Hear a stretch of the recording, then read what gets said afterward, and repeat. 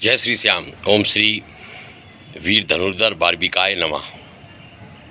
सभी श्याम भक्तों का स्वागत है आकाशवाणी में। आकाशवाणी आकाशवाणी में आप लोगों का स्वागत है। तो जैसा कि शीर्षक है वीडियो का, थंबनेल, भगवान भी चिट्ठी भेजते हैं और आप भी भगवान को चिट्ठी लिखिए। चिट्ठी लिखने का तरीका मैं इस वीडियो में बता रहा हूँ। पहले अपनी मनोकामना जो है आपकी, उसको सोच लीजिए।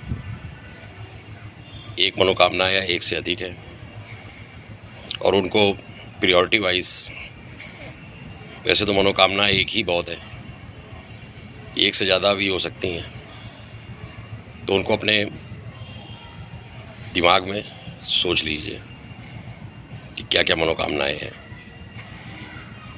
उसके बाद तरीका मैं बता रहा हूँ कि श्याम बाबा को आपको किस तरह से चिट्ठी लिखनी है। अब जैसे कि श्याम बाबा आपकी चिट्ठी को पढ़ें और आपकी मनोकामनाएं पूर्ण करें। आपको ₹2.5 का एक नीला अंतर्देशी पत्र लेना है, और ₹2.5 के उस नीले अंतर्देशी पत्र में आपको नीले पेन से लिखना है। सबसे पहले श्याम बाबा का मंत्र लिखिए, ओम श्री श्याम देवाय नमः, ओम श्री मौरवी नंदनाय नमः। उसके उपरांत श्याम बाबा को अपनी पूरे दिल की बात लिख दीजिए, मनोकामना लिख दीजिए, और लिखने के उपरांत उस अंतर्देशी को बंद कर दीजिए। उसमें बाबा श्याम के खाटू वाले मंदिर का पता, सीकर डिस्ट्रिक्ट, और वो पिन कोड जो आपको आसानी से वेबसाइट पे मिल जाएगा, वहाँ पर उसको पोस्ट ऑफिस का जो बॉक्स होता है उसमें डाल दीजिए। और भारत सरकार की पोस्टल सर्विस की सेवाएं वो पत्र ज़रूर खाटू श्याम मंदिर पहुंचाएंगी, और चमत्कार होगा। आपकी मनोकामना बाबा पढ़ेंगे, आपकी मन की जो कामना है, और उसको पूर्ण करने का प्रयास करेंगे बाबा श्याम बाबा उचित समय में। क्योंकि कई बार होता है कि हम कुछ मांगते हैं, वो हमारे लिए उचित नहीं होता या उचित समय में नहीं होता। तो भगवान क्या देर है अंधेर नहीं। तो आप भेजिए इसको, पत्र को अपने लिखकर मनोकामना, और जब पूर्ण हो जाए तो आप हर्षोल्लास के साथ श्याम बाबा के मंदिर जाइए, खाटू।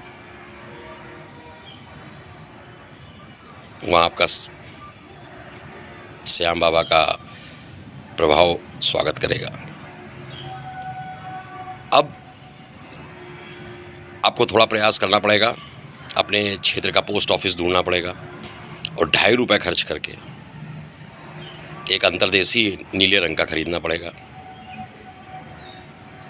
और एक नीला पेन, और फिर उसमें लिखना पड़ेगा हाथ से अपनी राइटिंग में, और उसको फिर वापस लिखकर बंद करना पड़ेगा। उसमें एडहेसिव लगा होता है, गंगा जल की 2 बूंदें डालने पर वो चिपक जाएगा। उसको लेकर पोस्ट बॉक्स में डाल देना है, वो अपने गंतव्य स्थान खाटू पहुंच जाएगा मंदिर में। अब आप में से कई लोग बोलेंगे, अंतर्देशी तो 20 साल पुरानी बात है, अब पहुंचेगा कि नहीं पहुंचेगा। पोस्ट बॉक्स जो होता है पोस्ट ऑफिस का, वो खोला जाता है कि नहीं खोला जाता है, अंतर्देशी डिलीवर किया नहीं जाता है कि नहीं जाता है। तो ये सब आप भारत सरकार और भगवान पर छोड़ दीजिए, बाबा श्याम पर छोड़ दीजिए। चमत्कारों पर विश्वास कीजिए, तभी चमत्कार होंगे। भगवान के चमत्कारों पर विश्वास कीजिए, और किसी इंसान के चमत्कार, इंसान कोई चमत्कार नहीं कर सकता। इंसान बस केवल आकाशवाणी से आया हुआ संदेश आप लोगों को बता सकता है कि बाबा साहब की क्या इच्छा है। तो प्रयास कीजिए, आला चिट्ठी लिखिए, क्योंकि भगवान तो आपकी भावना देखते हैं, उनको इससे भगवान को मतलब नहीं है कि आपने कितने हवन किए, कितने मंत्र किए, कितने जाप किए। उनको देखना है आप इतनी मेहनत करके पोस्ट ऑफिस गए और 20 साल पुराने तरीके से आपने उनको पत्र लिखा, हाथ से लिखा, अपनी मन की भावनाएं एक्सप्रेस की।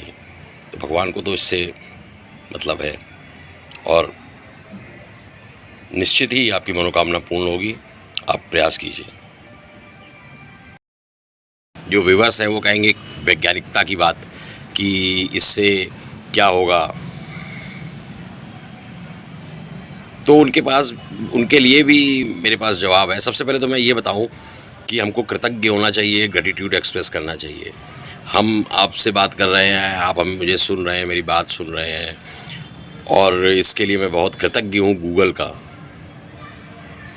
कि वो एक बाबा श्याम के भक्त को एक अवसर दिया कि यूट्यूब के माध्यम से, गूगल की शक्ति से मैं ये उपाय आप लोगों तक पहुंचा रहा हूं। तो आज मैंने गूगल की वस्त्र धारण किए हैं, गूगल में वस्त्र धारण किए हैं। अब वैज्ञानिकता की बात करें, टेक की बात करें कि अंतर्देशी में क्यों लिखना है, तो आज 20 साल पहले ये कोई एक नॉर्मल सी चीज़ थी। सभी लोग इसका बहुत ज़्यादा प्रयोग करते थे। एक सामाजिक चीज़ थी, अंतर्देशी, जिसको हम लोग कहते थे अंतर्देशी, मोटी भाषा में अंतर्देशी ये पत्र है वैसे, इनलैंड लेटर कार्ड। तो उसका बहुत ज़्यादा प्रयोग होता था आज से 20 साल पहले। शायद हर घर में नीले नीले नीले पेपर आपको दिख सकते थे, उसमें टांग दिए जाते थे कील में एक साथ इकट्ठे करके, जिससे रिकॉर्ड रहता था कि ये लेटर अब आया, ये लेटर अब आया। अब इसका प्रयोग नहीं के बराबर हो गया है, ईमेल चल रहा है, टेक्नोलॉजी है। लेकिन जो लिखना है अपने में एक दैवीय है। एक शरीर से हर तरह से सक्षम व्यक्ति लिख सकता है। लिखने से पहले ये जो पोस्टल सर्विस है, इसके बारे में थोड़ा सामान्य ज्ञान सुन लीजिए कि ये पोस्टल सेवाएं कब से शुरू हुई। तो ये दौर था 1766 का। पूरे विश्व में ऐसा विचार आया, यूएस में सर्वप्रथम, कि ऐसी पोस्टल सर्विस हो जिससे कि एक व्यक्ति के विचार जो उसने लिखे हैं वो दूसरे व्यक्ति जिसके लिए लिखे हैं उसको पहुंचाए जाएं। तो उसको पहुंचाने के लिए भारत में भी ईस्ट इंडिया कंपनी थी 1766 में, उसमें वॉरेन हेस्टिंग्स, उन्होंने ईस्ट इंडिया कंपनी के अंडर में एक east India postal services Bombay और कलकत्ता में शुरू की, कोलकाता बॉम्बे में शुरू की। बाद में वो खूब चली, लोगों ने एक दूसरे को पत्र लिखे और स्टाम्प की बिक्री के जरिए ईस्ट इंडिया कंपनी को कुछ इनकम भी मिली, आय भी हुई। फिर 1850 का 100 साल बाद टाइम आया, उसमें लॉर्ड डलहौजी आए। तो लॉर्ड डलहौजी ने उसको क्राउन के अंडर में कर दिया, क्वीन के अंडर में, ब्रिटेन के पोस्टल सर्विसेज को। खैर पोस्टल सर्विसेज भारत में एक दिनचर्या का 20 साल पहले तक, 20 साल से बहुत परिवर्तन हुए, और उन परिवर्तनों के कारण 10-20 साल में जो हुआ उससे लोग बीमारी ज़्यादा हुए, अच्छा तो कुछ होते हुए दिखा नहीं। पिछले 10-20 साल का अगर रिकॉर्ड देखें, बीमारियाँ ही बीमारियाँ बढ़ती जा रही हैं भारत में, एक के ऊपर एक बीमारियाँ, तरह तरह की बीमारियाँ, क्योंकि हम लोगों ने बहुत चीज़ें 10-20 साल पहले देखें तो स्वस्थ भारत था। खैर, तो भारत सरकार ने आज़ाद भारत की 2 अक्टूबर 1950 में इस अंतर्देशीय पत्र नीले वाले इसका शुरुआत की, और उसके बाद 1950 के बाद ये घर घर में दिखने लगा, बहुत ज़्यादा इसका प्रयोग होता था। मतलब 20 साल पहले तो मैं भी करता था। मैं जहाँ पर कार्यरत था वहाँ से एसटीडी तो करता ही था, तब मोबाइल नहीं थे 20 साल पहले, वहाँ से अपनी मदर को पत्र लिखता था। अच्छा, अब बात करते हैं वैज्ञानिक की। लोग लिखेंगे तो उसका क्या फ़ायदा होगा? लोग लिखेंगे तो उससे उनकी, कहते हैं कि जो राइट जो ब्रेन का पार्ट है, जब आप लिखते हैं कुछ तो वो एक्टिवेट होता है। और बहुत दिन से अगर आपने कुछ नहीं लिखा है, जैसा कि आज आमतौर पर हो रहा है, तो आपका वो पार्ट जो हेमीस्फीयर है, जो राइट ब्रेन का, वो नर्व्स डीएक्टिवेट होना शुरू हो जाती हैं। तो आपको क्या होता है? डायलेक्सिया या भूलने की बीमारी हो जाती है। पहले के लोग जितने भी हैं उनको याद करने की असीम क्षमता थी। आज तो लोगों को अगर मोबाइल नंबर सेव ना हो तो वो भी याद करना मुश्किल हो रहा है,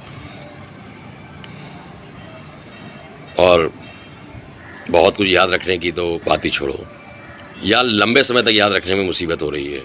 एग्ज़ाम हुआ, उसके बाद भूल गए। तो इसके कई वैज्ञानिक फ़ायदे हैं लिखने के, मनोवैज्ञानिक फ़ायदे हैं। काफ़ी ज़्यादा अमेरिका में रिसर्च हुआ है कि बेनिफिट्स ऑफ राइटिंग। तो जब आप लिखेंगे और भारत की पोस्टल सर्विसेज का प्रयोग करेंगे तो कई लोगों को रोज़गार भी मिलेगा। आपने बचपन से ही पढ़ा है पोस्टमैन का ऐसे निबंध कि the postman is a government servant, his salary is very low. तो उन लोगों के रोज़गार का भी में भी सहायता होगी। तो चलिए, आप किसी रिश्तेदार को लिखेंगे तो वो तो हंसेगा कि अंतर्देशी भेज दिया,